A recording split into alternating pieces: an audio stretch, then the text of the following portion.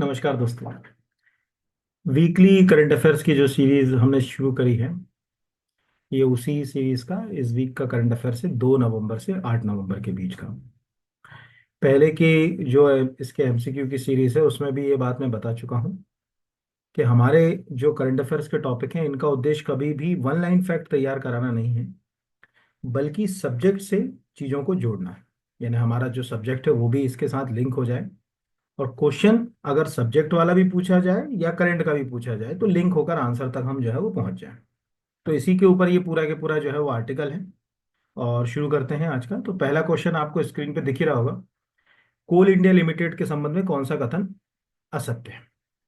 पहला कि कोल India limited विश्व की सबसे बड़ी कोयला उत्पादक कंपनी, ये बिल्कुल सही है। अगर वर्ल्ड में कंपनी के रूप में देखा जाए ना, कंट्री वाइज प्रोडक्शन की बात नहीं कर रहे हैं, कंपनी के रूप में देखा जाए तो कोल इंडिया लिमिटेड सबसे बड़ी कंपनी। दूसरा, कोल इंडिया लिमिटेड की स्थापना 1 नवंबर 1975 को की गई। इससे यह है कि कोल इंडिया लिमिटेड अब अपने 50वें वर्ष में प्रवेश कर चुकी है। तो एक बात आप लोग सब लोग ये ध्यान रखिएगा कि कोल इंडिया लिमिटेड या एनटीपीसी ऐसे बड़े बड़े जो महारत्न हैं जो 1975 में सरकार ने खड़े किए थे, वो सब 50 ईयर सेलिब्रेशन की ओर बढ़ गए हैं। तो जब कोई संस्था 50 साल पूरे करती है तो क्वेश्चंस उसके आते ही हैं। तीसरा है, भारत सरकार के द्वारा कोकिंग कोल और नॉन कोकिंग कोल का राष्ट्रीयकरण 1975 में किया गया, ये गलत है। और कोल इंडिया लिमिटेड एक महारत्न कंपनी है, ये सही है। हम बहुत अच्छे से जानते हैं कि कोई भी महारत्न कंपनी को 5,000 करोड़ तक का इन्वेस्टमेंट का राइट खुद होता है, मतलब उसको निर्णय लेने की सरकार ने छूट दे रखी है। तो इस हिसाब से बड़ी कंपनी है जो डिसीजन ले सकती है तो गवर्नमेंट की, पर उसको 5,000 करोड़ तक के डिसीजन सरकार के बिना परमिशन के भी वो काम कर सकती है। अब ये जो नेशनलाइजेशन वाला है, पहले तो ये प्रश्न आएगा क्यों, क्योंकि इसके 50 साल हो गए, इसलिए क्वेश्चन आएगा नंबर 1। अब ये नेशनलाइजेशन की कहानी को भी आप 2 मिनट में समझ लीजिए फटाक से, तो आपको पूरा क्लियर हो जाएगा। हम बहुत अच्छे से जानते हैं कि लगभग 1770 के आसपास का जो समय था, ये वो था जब ब्रिटेन से इंडस्ट्रियल रिवॉल्यूशन शुरू हुई, जिसको हम आम भाषा में औद्योगिक क्रांति कहते हैं। इंडस्ट्रियल रिवॉल्यूशन ने बहुत कुछ दिया दुनिया को, लेकिन एक सबसे अच्छी चीज जो इंडस्ट्रियल रिवॉल्यूशन से हमको मिली वो था स्टीम इंजन, जो जेम्स वॉट का था, जिसमें कोयले की सहायता से पानी को गर्म करके भाप से इंजन चलाए जाते थे। अब कोयला यानी फॉसिल फ्यूल, जो आज हमारे लिए एक बहुत चैलेंज वाली बात है, दुनिया चाह रही कि अब कोयले का उत्पादन बंद हो जाए, कोयले से चलने वाले प्लांट बंद हो जाए, उस समय कोयला एक बड़ा ऊर्जा का साधन बन गया। और जब ये बना तो पूरी दुनिया में जहां जहां कोल माइंस हैं, जहां कोयले का प्रोडक्शन था, वहां जो अगर कहा जाए उन्होंने अच्छा खासा पैसा कमाना शुरू किया। तो अभी तक तो इंडिया में कोयला था, लेकिन इंडिया का प्रॉपर ऐसा नहीं कि लोग कोयले की कोई खदानों के ऊपर काम कर रहे थे। अंग्रेजों को पता चला तो 1774 में, जो दामोदर वैली है, आज झारखंड जाना पड़ेगा इसके लिए आपको, ऐसे भी आप सब जानते होंगे कि हिंदुस्तान का आधा मिनरल रिसोर्सेज जो है वो छोटा नागपुर पठार में, सबसे ज्यादा मिनरल रिसोर्सेज। तो झारखंड में रानीगंज कोल फील्ड अंग्रेजों ने जो है वो खोजी। दामोदर नदी घाटी के वेस्ट बैंक पर ये कोल फील्ड जो है वो स्थित है, 1774। तो ये आज से याद रख लीजिएगा कि इसको भी अगर कहा जाए कि अब टेक्निकली अगर कहा जाए 250 साल की स्थिति में हम पहुंच गए। 1774 से 1874, ठीक है, फिर 1974, और 1974 से 2000 जो अगर कहा जाए अभी 24 तक। तो 250 साल पुरानी कहानी है। अब अंग्रेजों ने क्या है कि कोल को मतलब प्रोडक्शन शुरू कर गया, रानीगंज से प्रोडक्शन शुरू हुआ, और भारत में और भी जगह पर कई कोल फील्ड जो है वो खोजी गई, और काम जो है वो शुरू हो गया। अंग्रेज जब भारत से गए तो ये कोल फील्ड उस समय तक जो है अगर कहा जाए कोई राष्ट्र की संपत्ति नहीं थी, प्राइवेट थी। धीरे धीरे कोयले के प्रोडक्शन में बड़े बड़े माफिया जो है वो खड़ा होना शुरू हो गए। उसका कारण ये है कि देखिए, कोयला अगर कहीं से मिल जाए तो हम सीधे उपयोग नहीं कर पाते इसको ज्यादातर। एक्चुअली क्या, जो कोयला होता है ना, तो सीधे उपयोग करो, उसमें नमी बहुत ज्यादा होती है, मॉइस्चर बहुत होती है, तो उसको कोक में भी कन्वर्ट करना पड़ता है, उसको गर्म करना पड़ता है जिससे कि उसकी मॉइस्चर थोड़ी सी कम हो जाए। तो कोलांचल है, कई बार आपने वेब सीरीज देखी होंगी, इस तरह की कई चीजों में ये बताने की कोशिश की गई। और फाइनली भारत सरकार को महसूस हुआ कि कोयले को कहीं ना कहीं नेशनलाइज करना अब जरूरी है। तो कोयले को नेशनलाइज करने के लिए ये आर्टिकल लगा है खुद ऑफिशियल वेबसाइट के ऊपर। ये भारत सरकार ने लिखा the first with the cooking coal mines, 1971-72 में जो कुकिंग कोल माइंस है उनको नेशनलाइज किया। फिर उसके बाद नॉन कुकिंग कोल माइंस को 1973 में नेशनलाइज कर दिया। यानी ये पार्लियामेंट ने अगर कहा जाए, इसका विरोध भी हुआ, झारखंड, आज का झारखंड, उस समय का तो बिहार, बड़ा जबरदस्त विरोध भी हुआ, लेकिन सरकार ने कदम उठा लिया है, उस समय इंदिरा गांधी का जो है वो शासन था। इसके बाद जब हमने इसको नेशनलाइज कर दिया, यानी ये राष्ट्र की संपत्ति हो गई, तब ये प्रश्न खड़ा हुआ कि इनको मैनेज करने के लिए कोई ना कोई एक कंपनी तो होना चाहिए जो इसके लिए रूल्स रेगुलेशन आदि सबके ऊपर जो है वो काम करे। तब सरकार ने 1975 में खड़ा करा जो है अगर कहा जाए कोल इंडिया लिमिटेड। और 1975 में ही इसी कोयले से विद्युत पैदा करने के लिए जो है हिंदुस्तान में सबसे ज्यादा इलेक्ट्रिसिटी प्रोडक्शन कर रहा है एनटीपीसी। और एनटीपीसी का सबसे बड़ा पावर प्लांट है हमारे मध्य प्रदेश के अंदर। वो एनटीपीसी भी 1975 में ही खड़ी हुई। मतलब आप सोचो कि इसकी कहानी कैसे लिंक है। सबसे पहले आप इंडस्ट्रियल रेवोल्यूशन ब्रिटेन गए, वहां से आप भारत आए, दामोदर वैली में 1774 में आप रानीगंज पहुंचे। 1774 के बाद आपने देश को स्वतंत्र कराया। फिर कोल माइंस को सरकार ने नेशनलाइज किया। फिर उनको मॉनिटरिंग और उनके लिए रूल्स रेगुलेशन और अन्य चीजों के लिए 75 में अगर कहा जाए कि कोल इंडिया लिमिटेड, 75 में उस कोयले से बिजली पैदा। आज भी हिंदुस्तान का अप्रोक्स मोटा मोटा अगर माने, मोटा मोटा एग्जैक्ट नहीं बोल रहा हूं, मोटा मोटा माने 50% इलेक्ट्रिसिटी का प्रोडक्शन कोल बेस्ड प्लांट से ही हो रहा है आज भी। यही रीजन है कि हमने कह दिया कि भाई हम अभी नेट जीरो नहीं कर सकते, 2070 में ही करेंगे। उसका कारण भी है। तो इस तरह से ये क्वेश्चन दिख तो जितना छोटा रहा उतना नहीं है, बस में बहुत सारी चीजें जो है वो छुपी हुई हैं। इनमें से कोई भी क्वेश्चन आ सकता है। 50 साल वाला हो सकता है कि इसी तरह का क्वेश्चन आपको एनटीपीसी का आ जाए, क्योंकि एनटीपीसी आप सिंपल यहाँ पर अगर कहा जाए, ये टाइप कर लीजिए एनटीपीसी 50 ईयर, ऐसे कर लीजिए, तो आपको ढेरों आर्टिकल्स पेपर के ऊपर मिल जाएंगे। ये ढेरों आर्टिकल 8 घंटे पहले, 2 दिन पहले, 3 दिन पहले, 5 दिन पहले, ये सब क्यों 2 दिन पहले क्यों जो अगर कहा जाए लिखा हुआ है। उसका कारण है कि ये अपने 50 साल में प्रवेश कर चुका है। अभी 50वां साल अब इसका शुरू हो चुका है।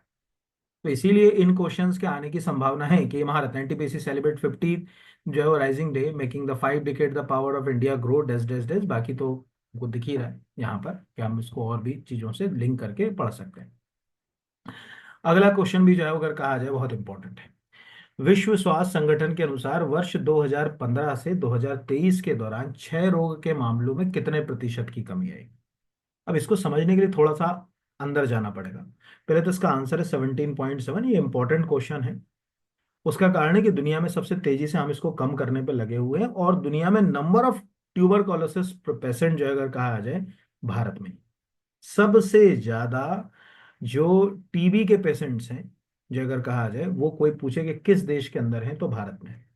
ऑलरेडी भारत सरकार एक प्रोग्राम भी चला रही है, टीबी हारेगा देश जीतेगा। अमिताभ बच्चन के ऐड भी मिल जाएंगे आपको, यूट्यूब वगैरह पे देखेंगे तो ऐड भी मिलते हैं। इसके अलावा सरकार निक्षय नाम की एक योजना चला रही है, जिसमें डायरेक्ट बेनिफिट के तहत कुछ अमाउंट, जनरली आइडियल केसेस में 500 रुपये था, और फिर स्टेट भी करता है इसमें कुछ, तो 500 रुपये उसको दिए जाते हैं कि भैया आप जो है वो कुछ खाने वाने के लिए, मतलब न्यूट्रिशन आपको बेहतर मिल जाए। इन सब से मुझे लगता है क्षय रोग सोसाइटियाँ काम कर रही हैं। निक्षय नाम का जो है वो प्रोग्राम हम चला रहे हैं, टीबी हारेगा देश जीतेगा ये चला रहे हैं। डॉट्स नाम का एक पूरा प्रोग्राम टीबी को कंट्रोल करने के लिए कर रहा है, इसीलिए ये 17.7 तक आ गया। तो ये इंपॉर्टेंट है, ये लिखा हुआ है यहाँ, प्रधानमंत्री जी का भी ट्वीट है, पीआईबी का है, कि विश्व स्वास्थ्य संगठन ने 2015 से 23 के दौरान क्षय रोग मतलब ट्यूबरकोलोसिस के मामलों में 17 जो है वो 7% तक की कमी लाने के लिए भारत की उल्लेखनीय प्रगति को मान्यता दिए जाने संबंधी जो अगर कहा जाए प्रतिक्रिया व्यक्त करी। इसमें 5-6 क्वेश्चन लिंक हैं। पहला तो आपको ये फिगर याद रखना है, कब से कब का है ये भी याद रखना है। दूसरा, टीबी बैक्टीरियल डिजीज होती है, माइकोबैक्टीरियम ट्यूबरकुलोसिस नाम का बैक्टीरिया होता है, इससे संबंधित है। तीसरा, कि टीबी को रोकने के लिए सबसे जो कारगर इलाज है वो है डॉट्स, जो कि वर्ल्ड हेल्थ ऑर्गेनाइजेशन के थ्रू ही चल रहा है, भारत में भी चलाया जा रहा है। और भारत सरकार अभी इस पे बहुत सारे प्रोग्राम्स भी चला रही है। और आप अगर देखना चाहो तो ट्यूबरकोलोसिस कंट्रोल प्रोग्राम, ये आपके सिलेबस मेंस में और अदर एग्जाम्स में भी क्वेश्चन आते हैं। कोई अगर महिला पर्यवेक्षक की तैयारी कर रहा हो तो उसमें भी क्वेश्चन आ सकता है ना। नेशनल ट्यूबरकोलोसिस, एक second, national tuberculosis control programme. तो अगर आप ये देखोगे तो गवर्नमेंट ऑफ, एक मिनट है, गवर्नमेंट ऑफ इंडिया ये प्रोग्राम भी चला रही है। ये सब चीजें आपको लगता है कि करंट अफेयर्स की, एग्जैक्टली ये करंट अफेयर्स की नहीं है, ये सब चीजें आपको लिंक करके जो है वो पढ़ना पड़ेगी। तब जाके जो अगर कहा जाए कि ये आपको आर्टिकल्स जो है वो बेहतर तरीके से समझ में आएंगे। टीबी हारेगा देश जीतेगा, ये तो अमेरिका का खुल गया, इंडिया वाला ये यहाँ पर अलग अलग कंट्री। और चाहो तो इसके आगे आप पीआईवी, जब भी आपको लगे कि कुछ लेटेस्ट ढूंढना है, तो उसका सबसे सरल तरीका है कि आप पीआईवी से जो है वो लिंक कर लिया करो। तो आपको इसके आगे पीआईवी कर दोगे तो अभी हाल फिलहाल के जो सरकार के इनिशिएटिव है वो आपको मिल जाएंगे। ये जैसे ये खुल गया यहाँ पर, तो ये आपको खुद ये बता रहा है कि जो ये लिखा हुआ है कि directly observe treatment short course dots, ठीक है, वॉज लॉन्च इन 1997। इससे क्या हुआ, ट्यूबरक्लोसिस के पेशेंट जो है वो कम होना शुरू हुए।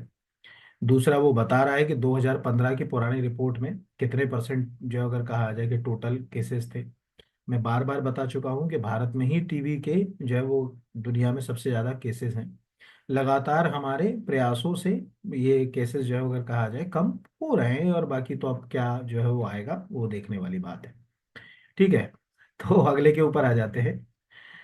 अगला क्वेश्चन है ये, यूं तो सबको याद ही होगा। उसका कारण है कि अभी जो छठ पर्व था, बिहार झारखंड में और यूपी के कुछ हिस्सों में छठ पर्व बहुत अच्छे से मनाया जाता है।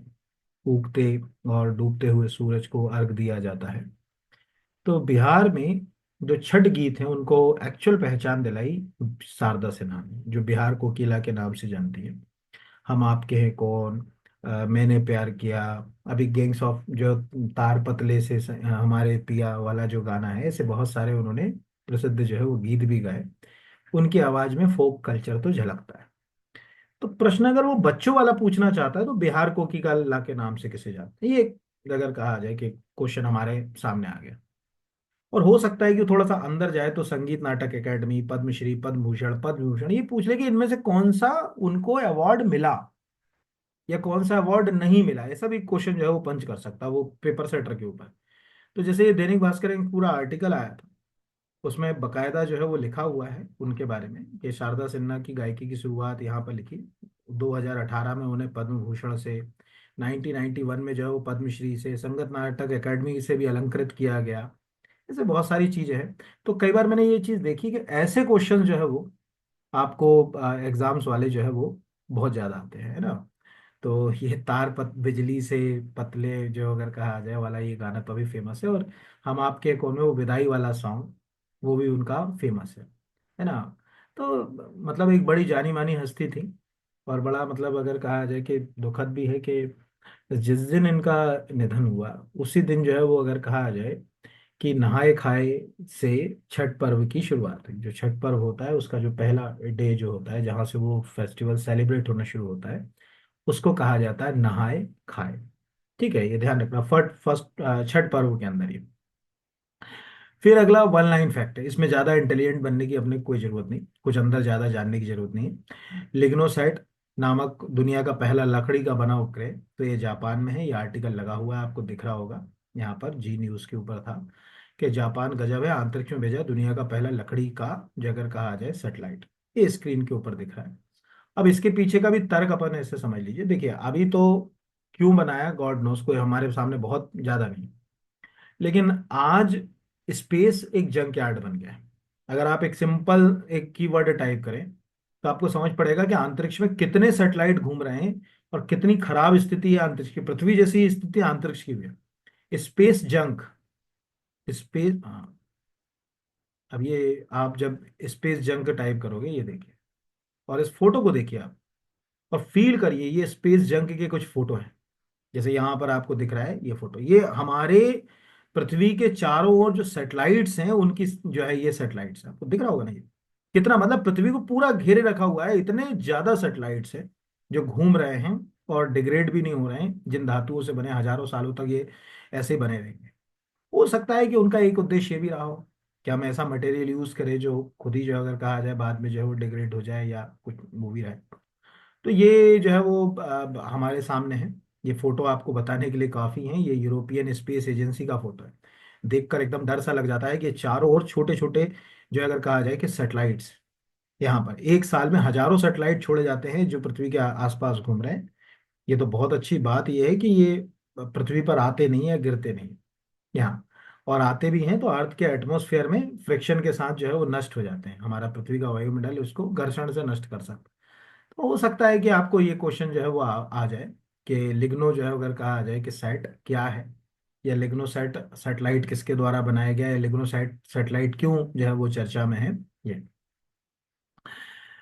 अब पीएम विद्या लक्ष्मी योजना, याद रखिएगा ये विद्या लक्ष्मी योजना नहीं है ना, विद्या लक्ष्मी योजना नाम की एक अलग योजना है, ये है पीएम विद्या लक्ष्मी।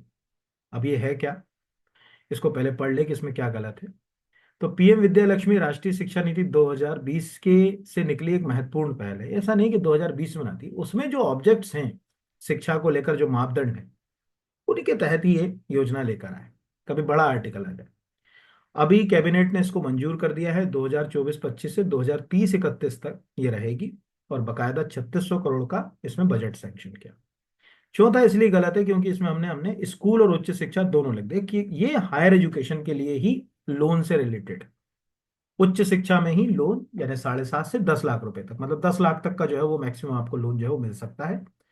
तो उच्च शिक्षा संस्थानों में, अब इसके पीछे की कहानी समझिए। ये तो अभी कैबिनेट ने डिसीजन लिया, जो कैबिनेट का डिसीजन है उसकी नीचे 6 नवंबर का ये पोस्ट मैंने लगाया है, यहाँ लिखा भी हुआ है, ये पीआईबी का ही पोस्ट है कि जो है वो इसमें आपको गारंटर मुक्त ऋण जो है वो प्राप्त होगा। जिन लोगों की आय 8 लाख से कम है या 8 लाख रुपए तक है, उनको जो है अगर कहा जाए इसका जो है वो लाभ जो है वो मिलेगा, ब्याज में 3% छूट मिलेगी।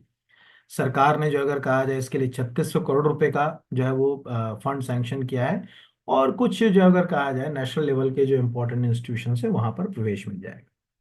तो इसके पीछे की कहानी ऐसी कि अभी आपने देखा होगा कुछ दिन पहले एक खबर आई थी पेपर में कि कोई बिलियन बच्चा था कहीं का, जिसने जो है वो अगर कहा जाए कि इंजीनियरिंग के लिए जो एंट्रेंस एग्जाम है वो तो क्वालिफाई कर लिया, लेकिन जब उसको आईआईटी में या एनआईटी में कहाँ का था वो प्रवेश की बात आई तो उसके पास उतना पैसा नहीं था और उसका प्रवेश नहीं। तो सुप्रीम कोर्ट ने कहा भाई शिक्षा को हम पैसे के आधार पर वंचित नहीं कर सकते, तो उसको प्रवेश दिया जाए। उसके बाद सरकार ने शायद सोचा होगा कि यार ये तो बिल्कुल सही है। जैसे अगर कहा जाए यहाँ आप सिंपल वर्ड टाइप करें, सुप्रीम कोर्ट के कहने पर आईआईटी में दिया प्रवेश, अभी का है ना। मैंने इसलिए ये मैं इस तरह से इसलिए टाइप कर देता हूँ कि कीवर्ड से चीजें जो है लिंक हो जाती है। तो ये आपको दिख रहा होगा, ये ज्यादा पुरानी नहीं है, 7 अक्टूबर की खबर है कि सुप्रीम कोर्ट ने अतुल की कड़ी मेहनत, असाधारण क्षमता को पहचाना और वित्तीय बाधाओं के बावजूद आईआईटी धनबाद को उसे इलेक्ट्रिकल इंजीनियरिंग के पाठ्यक्रम में प्रवेश देने के निर्देश दिए। ये खुशी की खबर मिलने पर अतुल के परिवार में खुशी की लहर दौड़ गई। आईआईटी जो है अगर कहा जाए दलित बॉय न्यूज, ये यहाँ पर कोई खबर दिख रहा है, यूपी टॉक और बाकी भी दिख रहा है। तो उसके बाद शायद मुझे लगता है कि सरकार 1 महीने में इस बात को समझ पाई। जैसे लिखा ना कि फीस भर पाने ना भर पाने के कारण ऐसे बहुत सारे आपको आर्टिकल्स मिल जाएंगे जो लगभग 1 महीने पुराने हो सकते हैं। तो सिंपल सी लॉजिक है कि आज अगर हम राइट टू एजुकेशन की बात करते हैं कि भाई बुनियादी शिक्षा, बस अंतर ये है कि वहां पर हमको जो है वो बुनियादी शिक्षा की बात की, बट शिक्षा पर अधिकार तो सबका है। उसको जो है वो अगर कहा जाए पैसे के कारण उसको वंचित नहीं किया जाना चाहिए। तो फिर उन्होंने आदेश किया और शायद इसी को मानते हुए सरकार ने अब थोड़ा सा इस पे कदम उठाया और पीएम विद्या लक्ष्मी योजना को मंजूरी जो है वो दे दी। तो मैंने क्वेश्चन इसी से बनाया पीआईबी की फाइल से, और मैंने उसके 4 हिस्से इसीलिए कर दिए कि हो सकता है कि पेपर सेटर यहीं से कट पेस्ट करके क्वेश्चन बनाए। मुझे जितना लगता है कि क्वेश्चन बनेगा इसका, मतलब अच्छा क्वेश्चन जो है वो आपको आ सकता है। अगला है अंतर्राष्ट्रीय सौर गठबंधन के 7वें सत्र का आयोजन 3 से 6 नवंबर 2024 को कहाँ किया गया। तो आंसर है न्यू दिल्ली। अब ये दो तीन चीजों से काम का है।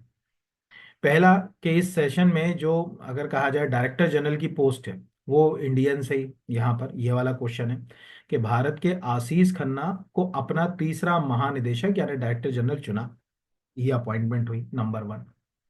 दूसरा है कि इसमें कई सारे जो है वो निर्णय लिए गए, जैसे आपको दिख रहा होगा ये बकायदा बताया कि 3 से जो यहाँ 6 नवंबर तक हुआ, इसमें बहुत सारे डिसीजन थे, वो डिसीजन हमारे काम के नहीं। लेकिन आज आप सोचिए कि इंटरनेशनल सोलर अलायंस में 120 मेंबर कंट्रीज हैं, और इस 120 मेंबर कंट्रीज को खड़ा करने का श्रेय किसी को जाता है तो भारत को ही जाता है। क्योंकि एग्जैक्टली क्या था कि पेरिस पीस कॉन्फ्रेंस जो है COP 21 जिसको कहते हैं, वो जो 1.5 डिग्री वाला जो कंसेप्ट चलता है ग्लोबल वार्मिंग के टेम्परेचर को बढ़ने से रोकने का, वो यही पेरिस पीस कॉन्फ्रेंस में ही वो मुद्दा उठा था। उसमें जो अगर कहा जाए कि मतलब प्रधानमंत्री जी ने ये कहा कि भाई हमको कहीं ना कहीं रिन्यूएबल एनर्जी के ऊपर काम करना है, और रिन्यूएबल एनर्जी के ऊपर काम करने के लिए हमको कोई एक ऐसी संस्था जो है वो बनाना चाहिए जो पूरी दुनिया में रिन्यूएबल एनर्जी के लिए टेक्नोलॉजी ट्रांसफर करे, नई तरह की तकनीकें जो है वो लोगों को उपलब्ध कराए। और इसका जो अगर कहा जाए परिणाम है ये आपका इंटरनेशनल जो सोलर अलायंस। तो ये आप जो है अगर कहा जाए याद रखिएगा, एक तो तीन चार चीजें जो है वो क्वेश्चन आपको आ सकता है। नंबर वन, कि भाई इंटरनेशनल सोलर अलायंस कहाँ खड़ा किया गया। तो एग्जैक्टली इसका फाउंडेशन तो फ्रांस के पेरिस में हुआ, यानी नवंबर 2015 में। बट इसी महीने में नवंबर में हुआ था। बट इसका जो हेडक्वार्टर है वो हमारे यहाँ है गुरुग्राम में, जिसको पहले आप गुड़ग्राम बोलते थे। तो हरियाणा के गुरुग्राम में इसकी हेडक्वार्टर है। आज पूरी दुनिया के 120 कंट्री मेंबर हैं। इससे जो अगर कहा जाए ये इंपॉर्टेंट हो गया। दूसरा अगर कहा जाए कि इसका जो हेड है अभी वो भी आशीष खन्ना, वो भी इंडिया से ही है। ये भी आपको जो है डायरेक्टर, कोई पूछे डायरेक्टर जनरल कौन है तो आशीष खन्ना है, ये भी आपको इम्पोर्टेंट है। ऐसे क्वेश्चंस आपको एग्जाम में जो है वो पंच होते हैं। और ये जो है वो लिंक होता है, कुछ ना कुछ क्वेश्चन जो है वो पंच होगा तो लिंक हो जाएगा। तो ये दो तीन चीजें जो है वो। बाकी ये वन लाइन फैक्ट का है। ट्यूमा बोको नवंबर 2024 में किस देश के राष्ट्रपति निर्वाचित हुए यहाँ पर। तो ये हम बोत्सवाना के। इसमें कुछ समझने वाला नहीं है ना, छोड़ दें, हम क्या समझें इसके अंदर। ठीक है, ये तो आर्टिकल है। जय ग्रेडेड रिस्पांस एक्शन प्लान का संबंध किससे, एयर पोल्यूशन से। ये भी मतलब जो चीज समझने वाली नहीं है ना, वो वन लाइन वाली दिख रही है कि इसमें सब्जेक्ट से लिंक नहीं।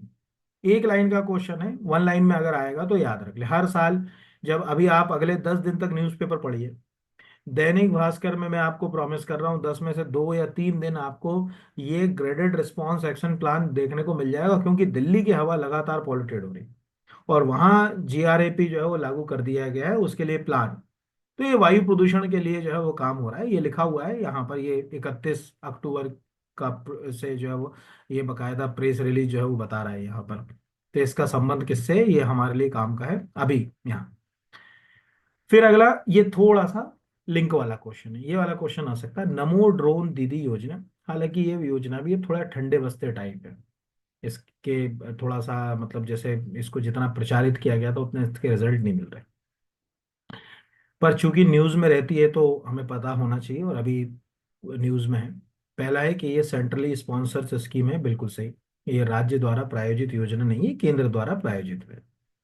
दूसरा, इसमें ड्रोन की जो ट्रेनिंग दी जाती है, जो ड्रोन प्रोवाइड किए जाते हैं, उसका मेन कंसेप्ट ये है कि जो एग्रीकल्चर सर्विसेज मतलब आज किसान ड्रोन की सहायता से अपने खेत में पेस्टिसाइड का छिड़काव कर सकता है, नंबर वन, कीटनाशक का। और नंबर टू, वो फर्टिलाइजर का भी छिड़काव कर सकता है। क्योंकि अब आपको मालूम होगा कि वो हाथ से छिड़कने वाले यूरिया या अनाज में मिलाने वाले यूरिया जैसे फर्टिलाइजर की जगह, ठीक है, नैनो यूरिया आ गया जो लिक्विड फॉर्म में होता है, पानी जैसा होता है। इसको डाइल्यूट करके घोल कर जो है वो आप स्प्रे करते हो। तो आज हम ये मान सकते हैं कि अगर हमको पेस्टिसाइड का छिड़काव करना है या यूरिया का, जिसको नैनो यूरिया ही बोले आप जो है वो, का छिड़काव करना है, तो ये ड्रोन काफी हेल्पफुल हो एग्रीकल्चर में। तो कृषि सेक्टर के लिए ये योजना का मेन जो है वो कृषि सेक्टर में कैसे उनको जो है वो मुख्य धारा में लाए। तो ये दूसरा भी एक स्व सहायता समूह से लिंक है।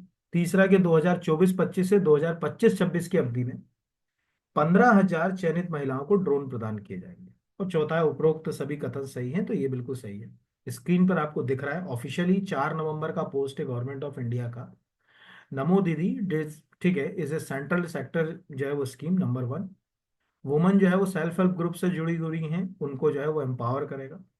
15,000 सेलेक्टेड वुमेन्स को जो है 2024-25 से 25-26 तक जो है अगर कहा जाए कि एग्रीकल्चर पर्पस के लिए, जनरली अगर कहा जाए लिक्विड फर्टिलाइजर। और जब भी मैं लिक्विड फर्टिलाइजर बोल रहा हूँ तो आप जो है वो यूरिया जैसे लिक्विड फर्टिलाइजर ज़्यादा याद रखें, उसको ये में हेल्प करेगा यहाँ पर। तो ये इससे बेनिफिट होगा, बाकी तो हमारे काम का नहीं। उनकी इनकम बढ़ेगी 1 लाख रुपए पर साल तक, ये हमारे लिए इतना जो है वो इम्पोर्टेंट जो है नहीं। पर ये अच्छा क्वेश्चन है। अगला है, सुपर फेदरवेट टाइटल जीतने वाले पहले। अब मैं बार बार आपको बोलता हूं कि कहीं कोई इवेंट या कोई घटना, कोई टाइटल, कोई मेडल या कोई प्रोग्राम जब पहली बार होता है तो वो अपनी जगह बना लेता है। तो चूंकि ये पहली बार दिख रहा है, क्या टाइटल जीतने वाले पहले भारतीय खिलाड़ी मनदीप जागड़ा का संबंध किस खेल से, तो बॉक्सिंग। बकायदा आप सोचिए कि दैनिक भास्कर में एक पूरा बड़ा आर्टिकल आया। मतलब इतना बड़ा, अगर कोई पेपर बड़ा आर्टिकल किसी को दे रहा है तो निश्चित रूप से क्वेश्चन जो है वो आने की संभावना बनती है। लिखा भी हुआ है कि मनदीप ने अमेरिका में आयोजित WBF फाइट में ब्रिटेन के कोनोरो मैकिंटोश को चित किया। ये आए ना आए भगवान ही जाने नाम सामने वाले का। दूसरा वो आपको यहाँ पर नीचे दिख रहा है, यहाँ उनके बारे में भी बता रहे हैं कि उनका पूरा नाम क्या है, भारत मतलब ये आप यहाँ से पढ़ेंगे तो आपको पूरा आर्टिकल मिल जाएगा कि हरियाणा के बॉक्सर मनदीप जांगड़ा, उन्होंने अमेरिका में ये डेस डेस डेस, ये आप पढ़ लीजिए इसके बाद। तो वन लाइन फैक्ट में कॉपी के अंदर आईएमपी करके लिख लो, शायद क्वेश्चन आ जाए किस खेल से संबंधित है, तो आईएमपी में जो है वो आ सकता है। फिर अगला है, प्रदूषण को रोकने के लिए हाल ही में किस शहर में वाहनों के ऑड इवन व्यवस्था को शुरू किया गया। जो गाड़ी की नंबर प्लेट होती है उसमें जो सबसे आखिरी नंबर होता है वो 1 3 5 7 9, ठीक है, क्रम में हो तो विषम, 2 4 6 8 के क्रम में हो तो सम है, यानी ऑड और इवन। तो ऑड इवन फार्मूले का मतलब ही है, और ये जनता के द्वारा ही जो है वो उसको पूरी तरीके से लागू किया जा सकता है, सरकार इसको लागू नहीं करा पाती। क्योंकि अगर आप गाड़ी लेके निकल गए, कितनों का चालान बनाओगे, क्या करोगे, ये अपनी अवेयरनेस से। इससे फायदा क्या मिलेगा ऑड इवन से, नंबर वन, इससे पूलिंग बढ़ेगी, कार और बाइक पूलिंग। सपोज आपके और आपके पड़ोसी के घर में आपकी गाड़ी का नंबर लास्ट नंबर 1 है, पड़ोसी का 2 है, तो आपको समझ पड़ेगा कि भैया आज आपकी गाड़ी चलेंगे, ठीक है, कल मेरी से चढ़ेंगे। तो इससे जो दो गाड़ियां जा रही थी या दो कार जा रही थी, उनकी जगह एक गई। ऐसे कई एक्सपेरिमेंट ऑलरेडी, इससे पहले अगर कहा जाए, ये थोड़ा सा गलत लग गया आंसर, इसका गंगटोक है, ठीक है, ये दिल्ली में समझ लेना, आंसर इसका गंगटोक है, मैं आपको पहले ही बता दूं, नहीं तो आप दिल्ली मान लो इसका आंसर। ये लगा भी है article, Sikkim introduce odd even traffic rule Gangtok, वो दिल्ली में सबसे पहले लगा था। कोविड के समय दिल्ली में भी किया गया था, तो वो तो जो है वो नहीं आएगा, पर इन्होंने ऑड इवन के रूप में इसको शुरू किया, तो गंगटोक की आंसर याद रखिएगा। अब ये जो क्वेश्चन है ना अगला, ये आपको आना है, मतलब इसको कॉपी के अंदर लिख लो कि आएगा क्वेश्चन। कुछ क्वेश्चन ऐसे होते हैं कि जो मान लेते हैं कि आएंगे, कुछ में संभावना होती है, कुछ को तो लग ही रहा है कि आएगा। अब ये क्यों है, आपने कई बार ये चीज देखी होगी एग्जाम में, कई ऐसे अर्जुन अवार्ड, राजीव गांधी खेल रत्न अवार्ड, या कोई ऐसा अवार्ड पूछ लेते हैं जो आपको लगता है यार ये 25 साल 50 साल पुराना अवार्ड पूछ लिया, हम कितने अवार्ड याद रखेंगे। तब समझ पड़ता है कि एग्जैक्टली वो अभी किसी कारण से न्यूज में चर्चा में। जैसे आज आपसे कोई प्रश्न पूछ लेना कि भाई एनटीपीसी की स्थापना कब हुई, तो आप सोचोगे यार कितनी महारत में कंपनियों को याद करूंगा। बट अभी आपको समझ पड़ रहा है, अच्छा 50 ईयर में एंटर हो रहा है कंपनी, तो 50 साल में है, तो पूरे देश में अलग अलग जगह उनके प्रोग्राम्स होंगे, इवेंट्स का आयोजित कराएंगे, तो चर्चा में आ गया तो वो पूछेगा। अब यहाँ पर मंजरी भार्गव का भी निधन हुआ। वो एक जो है, अगर कहा जाए कि गोताखोर थी, ठीक है, एक जानी मानी गोताखोर थी, और गोताखोरी तैराकी से संबंधित उनको 1974 में अर्जुन अवार्ड से भी सम्मानित किया गया। ये जो क्वेश्चन जो है वो मुझे लगता है कि आपको एग्जाम में जो है वो आ सकता है कि 1974 में, मतलब अगर कहा जाए इनमें से किस खिलाड़ी को 1974 में अर्जुन अवार्ड से सम्मानित किया गया, या मंजरी भार्गव अर्जुन अवार्डी, मंजरी भार्गव का संबंध किस खेल से, ऐसा कोई क्वेश्चन। तो ये आपको टाइम्स ऑफ इंडिया की न्यूज आर्टिकल दिख रही है यहाँ पर, कि राजस्थान से है इसलिए अजमेर से है छपा हुआ आर्टिकल। तो Manjari Bhargava champion driver and swimmers who won the several gold medal, ठीक है, representative India was the conferred the Arjuna medal, ठीक है, award in 1974, died in the age of 63, डेस डेस डेस, बाकी हमारे काम का नहीं। बट हमारे लिए ये एक यूनिक, जो यूनिक क्वेश्चन की डेफिनेशन में आता है, वो यूनिक क्वेश्चन जो है वो यहाँ पर है। अगला क्वेश्चन है, ये भी एमपी के लिए। ओवरऑल अगर आप यूपी बिहार के एग्जाम्स दे रहे हैं या अदर स्टेट्स के एग्जाम दे रहे हैं, यूपीएससी का एग्जाम दे रहे हैं, तब ये काम का नहीं है। ये स्पेशली मध्य प्रदेश से लिंक है क्वेश्चन, सीतापुर हनुमाना सिंचाई परियोजना का लाभ इनमें से किस जिले को प्राप्त होगा। मऊगंज, सीधी, सिंगरौली, उपरोक्त सभी। अब देखिए, मध्य प्रदेश में इतने सारे माइक्रो इरिगेशन प्रोजेक्ट चल रहे हैं कि आप सोच नहीं सकते, उंगलियों पे तो आप गिन नहीं सकते। फिर एक प्रश्न खड़ा होता है कि हम इसमें से कितने माइक्रो इरिगेशन प्रोजेक्ट याद करें।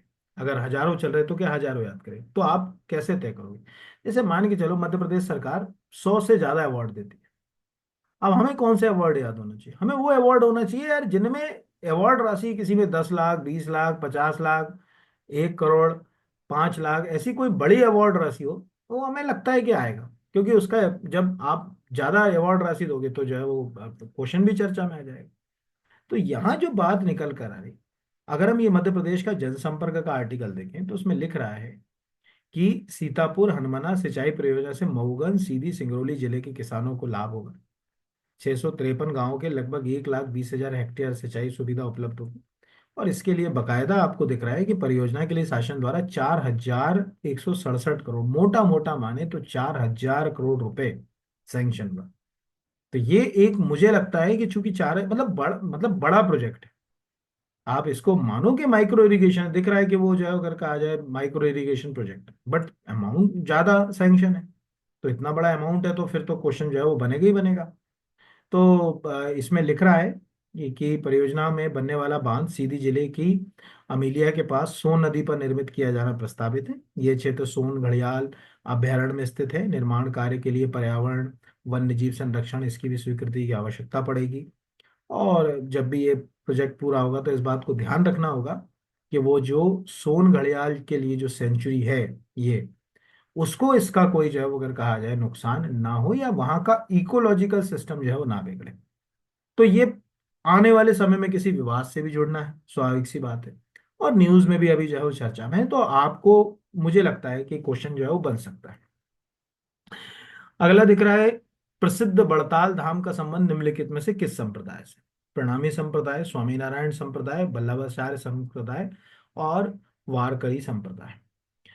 भारत में अगर हम देखें तो बहुत सारे ऐसे जो अगर कहा जाए हिंदू धर्म के अंदर संप्रदाय हैं जिनकी अपनी एक अलग आइडेंटिटी, अलग। जैसे अगर आप में से कोई मध्य प्रदेश के पन्ना शहर का होगा कोई भी, तो वो कमेंट में भी लिख सकता है इसको कि हाँ सर मैं हूँ। वहां आप देखोगे तो प्रणामी संप्रदाय को मानने वाले लोग भी बहुत हैं। दूसरा कि आप जब जो है वो पन्ना जाओगे तो वहां पर प्रणामी संप्रदाय का एक मंदिर भी है। मतलब अगर आपको पन्ना डिस्ट्रिक्ट की आप ऑफिशियल वेबसाइट को विजिट करिए, तो उसमें आप जब टूरिज्म, जैसे यहाँ पर मैं आपको दिखा भी देता हूँ, जैसे आप सपोज यहाँ चले गए पन्ना, तो ये हम पहुंचे पन्ना के ऑफिशियल वेबसाइट के ऊपर। एक सेकंड बाकी हम बंद करते हैं जो काम के नहीं है। जब हम पर्यटन पर पहुंचे यहाँ, तो आपको यहाँ पर ये पर्यटन में ये प्राणनाथ जी का मंदिर, यूं तो वैसे तो यहाँ पर जैसे ये तो बिल्कुल आपको देखा रहा होगा रोमन स्टाइल में बना हुआ है बलदेव जी महाराज का, ये नहीं। ये जो अगर कहा जाए, ये प्राणनाथ जी तो लिखा ना कि महामती प्राणनाथ जी मंदिर प्रणामियों का एक महत्वपूर्ण तीर्थ, यानी ये प्रणामी संप्रदाय से जुड़ा हुआ बहुत ही प्राणनाथ जी का मंदिर जो है वो फेमस है। बाकी तो पन्ना के जुगल किशोर मंदिर भी बहुत फेमस है बुंदेला राजाओं का। बलदेव जी मंदिर भी फेमस है यहाँ पर अगर जो है वो। और ये राम जानकी, यानी पर तीन तो आप याद रखिए। तो जैसे ये मैंने एक बताया ना कि यार एक संप्रदाय को मानने वाले बहुत ज्यादा, तो ऐसे ही अगर आप देखोगे तो हिंदुस्तान में आपने कई जगह जैसे अहमदाबाद, दिल्ली, यहाँ पर आपने देखा होगा कि अक्षरधाम टेम्पल बहुत फेमस, बहुत बड़े भव्य, देखने में आकार में भी बहुत भव्य। उन अक्षरधाम टेम्पल का सीधा सरोकार जो है वो स्वामी नारायण संप्रदाय से, स्वामी नारायण जयकर कहा जाए।